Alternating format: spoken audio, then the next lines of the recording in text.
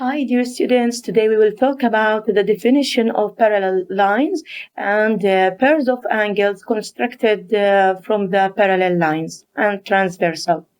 Now, for example, what do you mean by the parallel lines?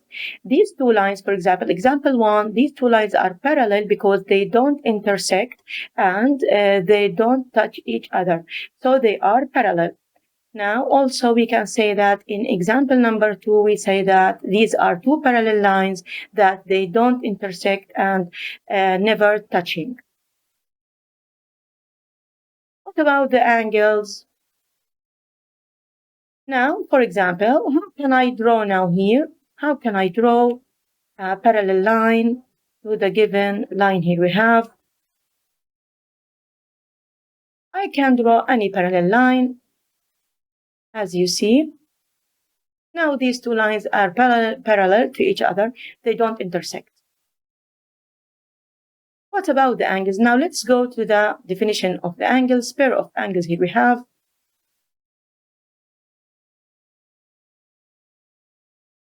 Now we can say that when a parallel lines are crossed by transversal, as you see, this is the transversal here we have. This is a transversal. It cuts the two parallel lines. This is the first parallel line. And this is the second one. They are parallel, don't intersect again. Now we have here classifications of angles, pair of angles. As you see here, transversal, this is in a yellow color. Parallel lines, for example, these are the parallel lines, also in a yellow color. Now, what about the vertical angles? Vertical angles are opposite to each other and congruent. As you see, angle C and D are vertically opposite. Angle A and D also vertically opposite. They are congruent or equal. What about the corresponding angles? When can we say that these two angles are corresponding? Look to the location of the angles on both of the parallel lines. As you see, corresponding angles, here we have angle A and angle E. They are corresponding angles. Angle A with angle E, they are corresponding to each other and congruent. Congruent, it means equal in the measure, okay?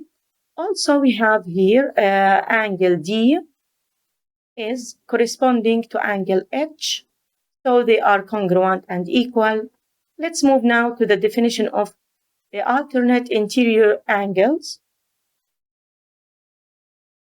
Yeah, about alternate interior angles, as you see, we have angle C and F. C and F are alternate interior, C and F.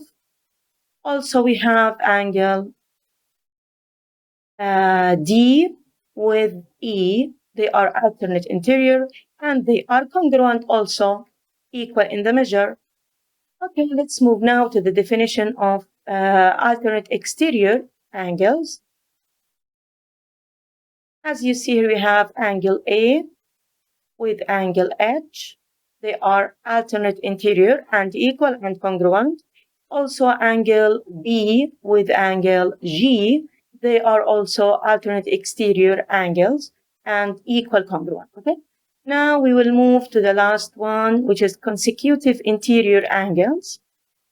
As you see, they are supplementary angles because if I add both of them, D with F, if you add both of them, you will have 180 degrees. So they are also supplementary. It's called consecutive interior angles, D with F, E with E. Okay? Okay, now